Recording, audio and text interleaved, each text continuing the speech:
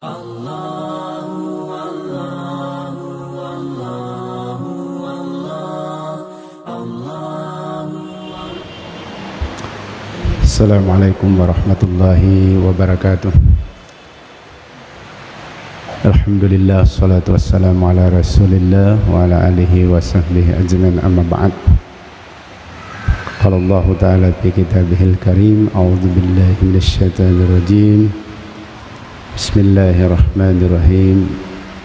Ya ayyuhalladzina amanu taqullaha haqqa tuqatih wa la tamutunna illa wa antum muslimun.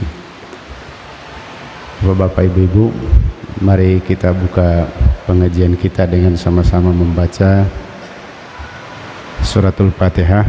A'udzubillahi minasyaitonir rajim. Bismillahirrahmanirrahim. Alhamdulillahi rabbil alamin, arrahmanir rahim, maliki yaumiddin, iyyaka na'budu wa iyyaka nasta'in, ihdinas siratal mustaqim, siratal ladzina an'amta 'alaihim ghairil maghdubi 'alaihim waladdallin. Bapak-bapak, ibu-ibu yang insyaallah kita mendapatkan rahmat dari Allah Subhanahu wa taala. Alhamdulillah, kita sudah menyelesaikan kemarin satu pertemuan tentang orang yang salah memahami tentang pengertian tasawuf. Jadi ada orang terlalu sombong, terlalu angkuh, menuduh orang-orang yang belajar tasawuf itu ahli bid'ah, menuduh orang yang belajar tasawuf itu keluar dari jalur Nabi Muhammad SAW karena dia tidak paham. Agak senero neng kelingemi tepak guru makoro, dia sendiri tidak paham apa itu makna dan isi daripada tasawuf itu. Sehingga ada yang menyatakan begini, itu tasawuf tidak ada jangan Nabi. Memang secara istilah, secara nama itu dia memang gagah betul, tidak ada. Sama dengan ilmu hadis. Ilmu hadis tidak ada zaman Nabi, tapi hadisnya ada. Ilmu tafsir tidak ada zaman Nabi, tapi Al-Qur'annya ada. Dan Nabi menafsirkan langsung, tapi tidak ada istilah ilmu tafsir. Dia pakai yasang ilmu nahwu, ilmu saraf, tidak ada. Memang tidak ada. Jadi kau kata makna maginang kesama koro zaman Nabi tidak ada. Memang tidak ada istilah begitu, tapi isinya yang dimaksud itu ada. Seperti yang kita ceritakan lalu, tasawuf itu taubat, toba. Itu istilah Al-Quran banyak sekali, tobat.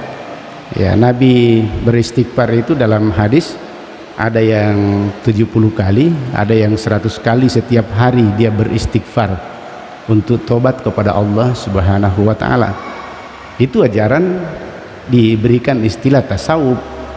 Kemudian soknya itu kita juga sudah bahas kemarin. Jadi Bapak Ibu sekalian, cuma yang banyak terjadi kesalahan adalah orang yang melakukan seperti ini, angka istilah tarekat. Nah, itu yang biasa keluar dari jalur-jalur syariat. Nah, itu yang kita tidak terima. Jadi nariko salami metoi kita tidak usah terima, tapi yang benar kita terima. Karena apalagi menuduh ulama-ulama yang melakukan itu, padahal ulama seperti itu juga ada yang tidak keluar. Baiklah Bapak Ibu sekalian, pada malam hari ini saya masih merujuk kepada kitab Keajaiban Al-Quran, Ajaibul Quran, masih rahasia kalimat tauhid dalam Al-Quran, Syekh Islam Al-Fakhruddin Ar-Rasyih yang pada tahun 1148 sampai 1209.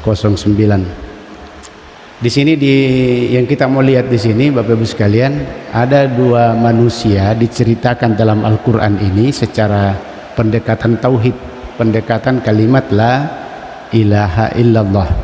Jadi dua rupa gambaran Allah Ta'ala.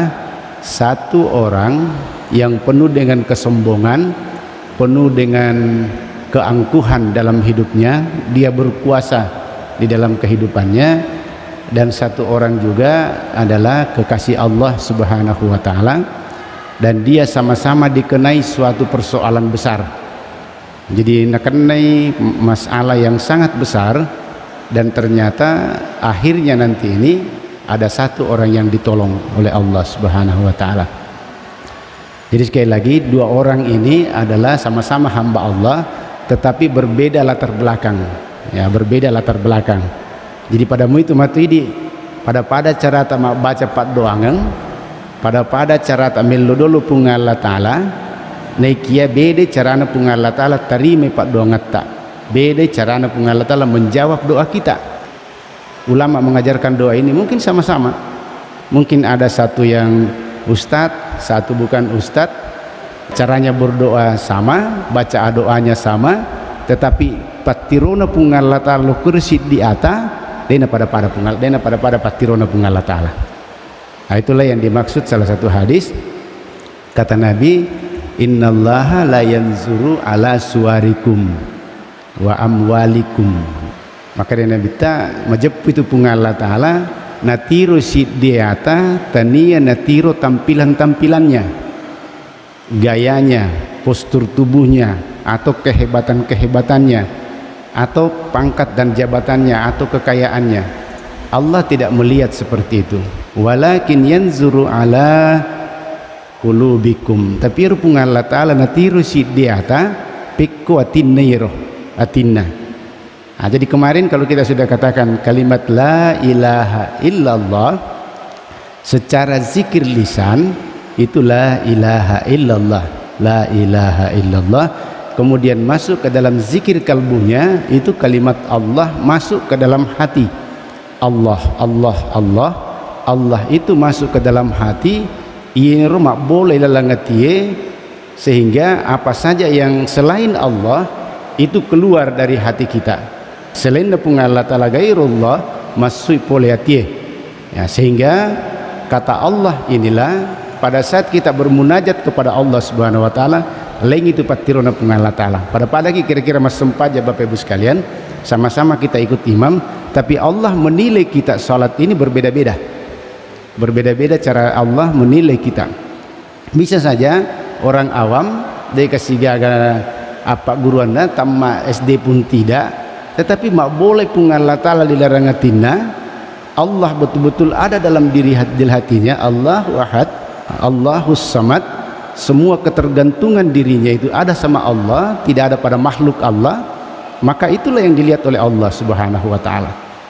Jadi patirona pungal Allah taala dina pada cara tamat tiro. Pak kita na pungal Allah taala beda dengan kita. Allah kalau melihat kita begitu, ya kepada ini rupa tahu ya tiru tahu ya anu kan hebat, ya anu kan kaya, ya anu kan makanja agar seneh kedudukannya. Rupa kita taidi sehingga kita kadang mendekat seperti itu.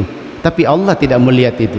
Makanya orang yang mendekat dengan Allah, hamba Allah mendekat itu ya kedekatannya dengan cara-cara yang sudah dituntun. Yang pertama jamaah sekalian adalah dua makhluk Allah ini, yaitu Fir'aun dan Nabi Yunus. Kita kenal itu Fir'aun dan Nabi Yunus. Kurang cerita Nabi Yunus, Fir'aun juga kita sudah hampir banyak membahas bahwa itu adalah gelar. Fir'aun itu gelar penguasa, gelar raja pada saat itu. Namanya tidak dalam sejarah tidak dijelaskan siapa itu Fir'aun, tapi dia diberikan gelar sebagai raja. Fir'aun ini pada saat ada kejadian berat yang terjadi pada Fir'aun, yaitu diceritakan dalam surah Yunus ayat 90. Jadi di kimatu buka tafsir eta tapasi cocoi. Ya kalau saya yang keliru bisa ditegur minggu depan. Ustaz, keliru ki Ustaz, tidak begitu tafsirannya. Ya misalnya silakan kita buka surah Yunus ayat 90. Itu kurang lebih begini. Wajawazna bi bani Israil al-bahra fa'atbahum fir'aunu wa junuduhu bagyam wa adwan hatta idza adrakahul gharq qala amantu annahu la ilaha illa alladhi amanat bihi banu Israil. Jadi maka di pengalatan waktu nurlipatik kaime lipatik ke Bani Israel di lautan al-bahra, lautan fa'atbahum fir'aunu wa junuduh. Jadi macinrole Fir'aun si bawa tentara-tentaranya. Yaitu Nabi Musa dengan Bani Israel itu diburu, dia di tengah lautan. Kemudian kenapa dia diburu? Dia karena ada bagian wa'adwa, ya, wa'adwa, bagian ada rasa dengki, ya, masih riati, ya, kepada Bani Israel ini Fir'aun. Kemudian dia melakukan permusuhan. Hatta iza adarakahul gharak, nawatun dan nairuntu idapi rogesene matikkan Bani Israel, maka didapatkan Fir'aun ini itu dalam keadaan tenggelam. Dia dalam keadaan tenggelam di tengah lautan. Hatta idza adrakahul garak, waktu Rumelun sudah mau tenggelam itu, maka dia qala amantu. Mate ini yang sene Fir'aun amantu. Saya percaya kepadamu. Ya, percaya kepada siapa? Annahu la ilaha. Bahwa Majapahit itu dia tidak ada Tuhan. Dia sudah mengakui Tuhan, tapi tidak jelas Tuhannya siapa. Jadi annahu la ilaha illa, saya yakin, saya percaya bahwa tidak ada Tuhan kecuali alladzi amanat bihi banu Israel. Ya, dia nama kata illallah. Ya, tapi dia menyatakan illa alladzi amanat bihi banu Israel. Yang saya percaya itu adalah Tuhannya Bani Israel. Nah, sekarang kita melihat apa kandungan ayat itu yang disampaikan oleh Fir'aun. Yang pertama, Fir'aun itu melakukan bacaan seperti ini hanya semata-mata karena ingin mendapatkan pertolongan dari Allah. Ya, pada di situ naponi makanya wa ana minal muslimin. Tepat ya, saya juga berserah diri, tapi berserah dirinya bukan kepada Allah Subhanahu wa taala, tapi berserah diri kepada Tuhannya Bani Israel. Apa yang pertama yang kita terima di sini? Yang pertama adalah bahwa Fir'aun itu tidak ada pengetahuan. Jadi desi segaga pak disengena tentang Allah Ta'ala. Makin ada yang pak disengena Allah Ta'ala karena dia termasuk orang yang menolak. Wa idz qala rabbuka. Jadi waktu Allah itu berfirman kepada Adam supaya sujud kepada Adam, malaikat isjudu illa iblis, kecuali iblis tidak sujud. Kenapa tidak sujud? Aba wastakbara wa kana minal kafirin. Dia menolak. Aba wastakbara, menolak kemudian sombong. Jadi lah salopoye. Jadi Fir'aun tidak punya keyakinan, tidak punya paham, tidak punya pengetahuan tentang Allah. Magi nadina tamairo pengetahuan tentang Allah karena dia pertama menolak kebenaran. Jadi kung katahu yelengi anu ada tongan, dia menolak, maka sulit kalimat Allah masuk dalam hatinya. Kemudian dia takabur masombongi. Aya anu mije pawi aga je misengangi ko, misalnya makoro ipodangi nasihat-nasihat tentang Allah, kada aga je misengangi ko. Ustaz anu pura podanga ya luar negeri dari sini dan sebagainya. Apa itu yang sampaikan begitu? Nalomo mering kelinga, misalnya begitulah. Ini kesombongan. Sama dengan orang-orang Arab Quraisy dulu. Jadi mereka itu setelah dikatakan idza qila lahum la ilaha illallah yastakbirun. Apabila dikatakan kepada mereka la ilaha illallah yastakbirun, mereka sangat sombong, mereka sangat angkuh. Dene milo bengkelingir wadadai. Kenapa? Karena dia tidak mau masuk ke dalam ajaran Allah Subhanahu wa taala. Jadi ini yang pertama, dari Fir'aun itu tidak ada paham, tidak ada pahamnya.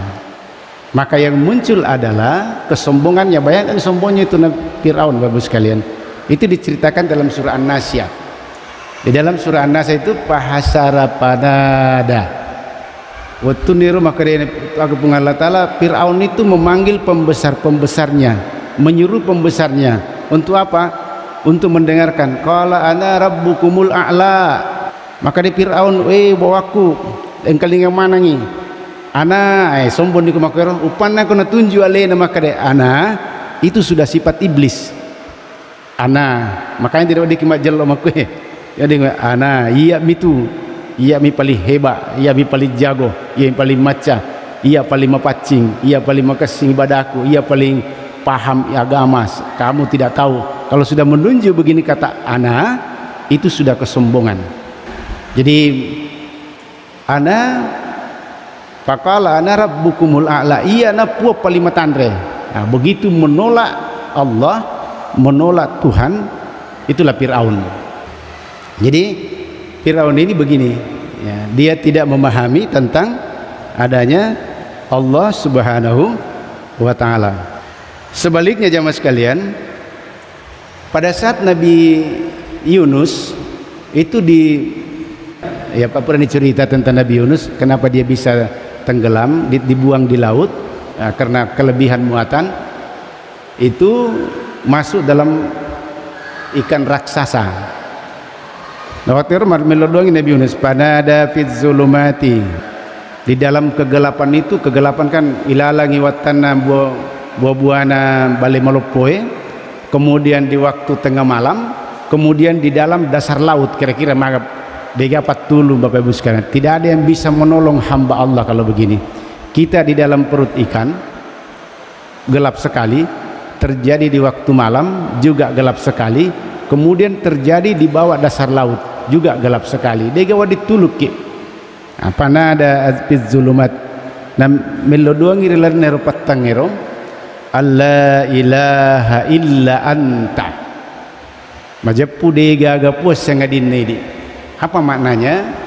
Bahwa Nabi Yunus itu memahami hangkapahang, dia yakin bahwa Allah napahangi tentang pengalat Ta'ala, sehingga dia menyatakan la ilaha illa anta idi puang dega gapus sangadin nedi apa sewan nero dega gapus sangadin ini subhanaka inni kuntu minaz zalimin.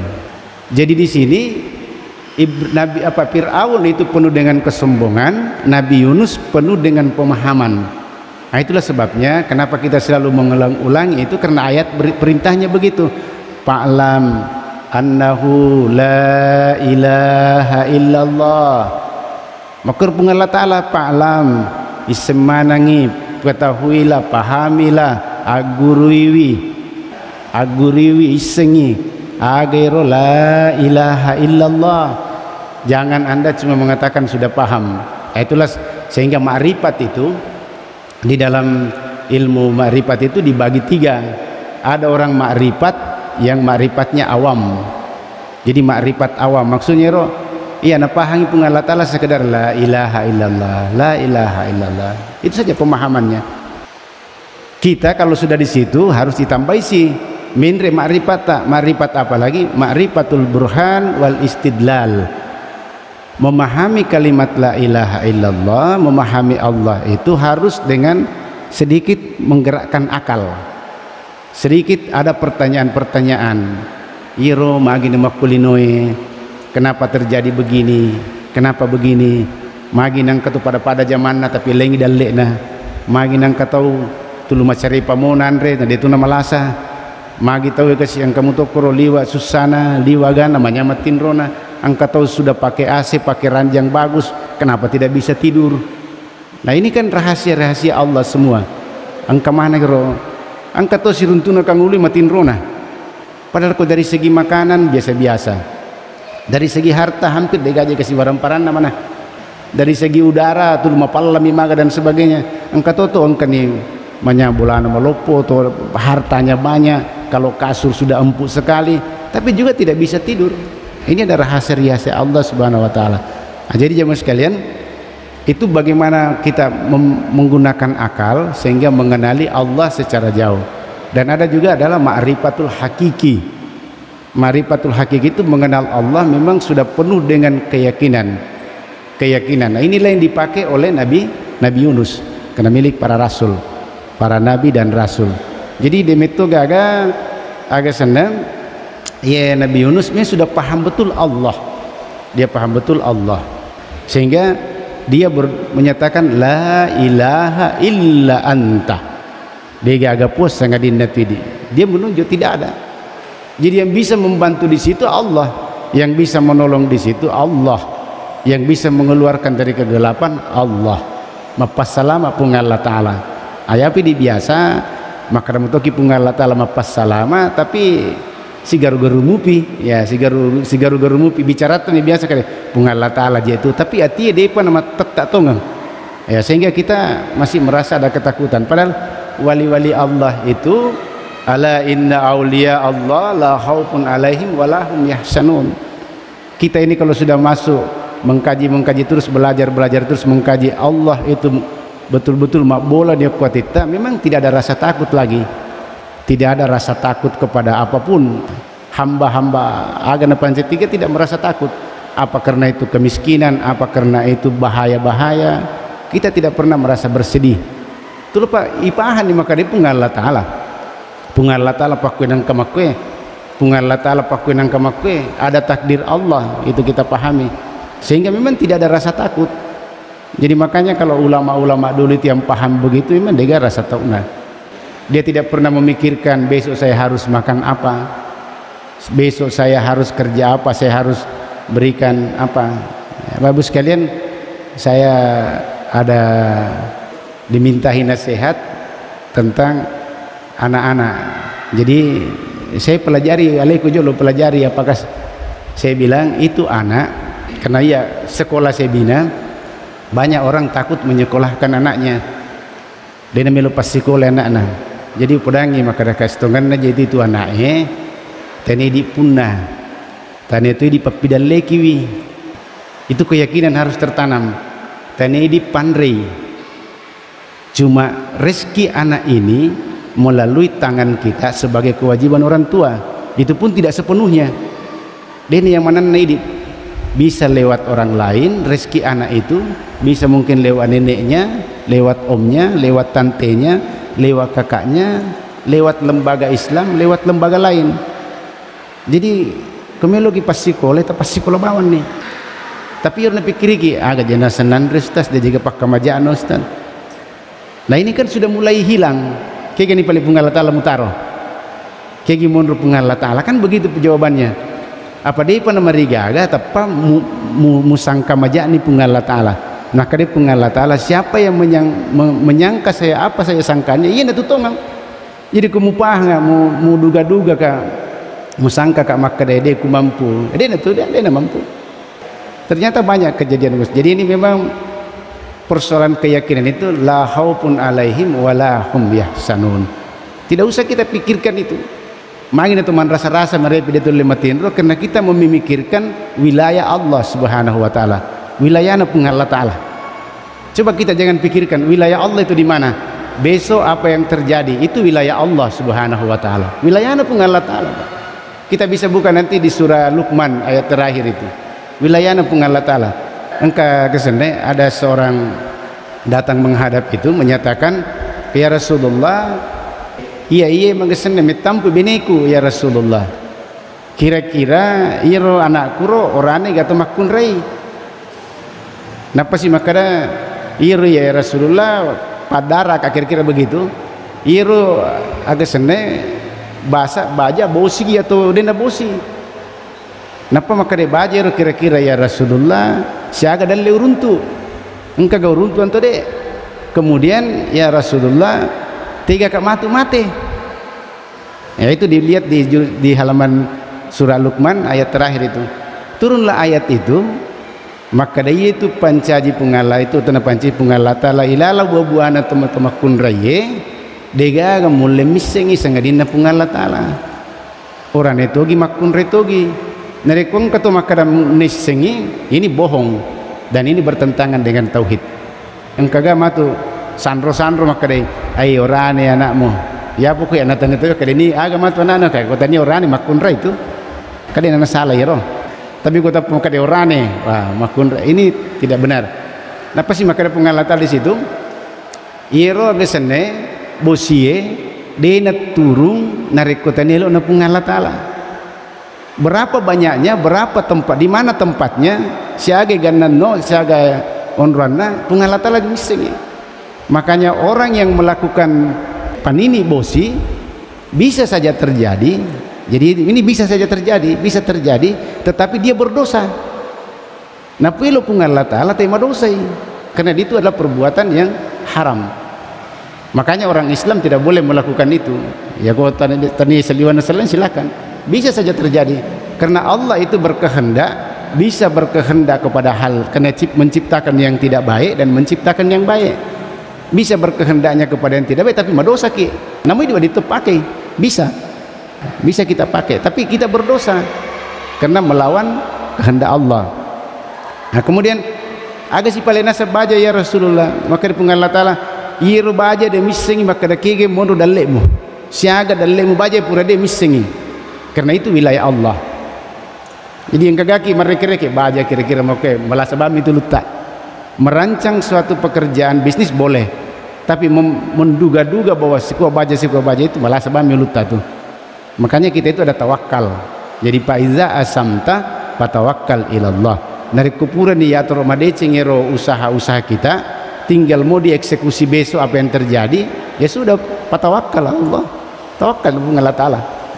Kemudian jika karena semate matu, maka di Allah Ta'ala kamu juga tidak tahu besok kamu mati di mana. Apakah kamu mati di rumah sakit, mati kok bolamu, mati kok palawangange, apakah mati karena tabrakan, mati karena jatuh dari pohon, atau macam-macam lah, kita tidak tahu. Itu adalah rahasia-rahasia Allah Subhanahu wa ta'ala. Nah oleh karena itu Nabi Yunus ini paham betul, paham itu ngangi, maka dia Allah Ta'ala. Itulah sekali lagi fa'lam annahu la ilaha illallah. Magin itu lumaribik bicara Allah Ta'ala. Nah sebabnya makundru pemahami sekalian. Jadi kita jangan langsung menyatakan upahan ya Allah Ta'ala, oh jauh sekali, matampuk. Ya matampuk. Al-Quran saja ini belum banyak kita hafal, artinya belum banyak kita pahami, belum banyak kita ini. Kemudian yang kedua jamaah sekalian adalah kenapa Nabi Yunus ini diterima doanya, itu adalah falaula annahu kana minal musabbihin labasa fi batnihi ila yaumi yub'atsun. Jadi maka dari Allah Ta'ala sekiranya dia tidak termasuk orang yang banyak berzikir. Ini jadi Fir'aun itu tidak pernah berzikir. Jadi kau kata makutu mazikiri lupung Allah Ta'ala. Ini juga ini mah iya Pak Mega tuh iya tapa kita berzikir baca begini tapa pada kita bid'ah. Saya juga tidak tahu ini kenapa tapa bid'ah siki mazikiri kalimat la ilaha illallah, la ilaha illallah. Bidawo mangin makor caramu. Padahal sahabat pernah menyatakan, Nabi pernah menyatakan jaddidu imanukum, pabarui tepakmu. Ya Rasulullah, wa kaifa nujaddidu imanana? Surana Allah Ta'ala peku carani pabarui tepak ya Rasulullah. Aksiru min qauli la ilaha illallah. Pamegewi baca kalimat la ilaha illallah. Disuruh membaca banyak kalimat la ilaha illallah. Di situ tidak ada petunjuk secara khusus. Maka inilah dipakai ulama dimanapun dia berada, di tempat yang bersih, yang suci, dia membaca la ilaha illallah. Batasannya juga tidak ada. Maka kami paksiru pamegewi mega yirum bisa 10 juga banyak, 100 juga banyak, mau 10.000 juga banyak, mau 1 juta juga banyak, terserah kita. Yang penting itu kalimat la ilaha illallah dipahami, karena hadisnya begitu, faksiru min qauli la ilaha illallah. Agar katanya supaya Allah itu masuk ke dalam kalbu kita, tidak sekadar diucapkan la ilaha illallah. Makanya banyak orang-orang berzikir apa itu yang tarekah itu cuma 2 jamaah sekalian. Kalau bukan kalimat istighfar astagfirullahaladzim, itu bergandengan dengan la ilaha illallah. Dimanapun kita bertarekah, apa kita maguru kiasange tarekat tasawuf itu zikir yang banyak dibaca itu astagfirullah, astagfirullah.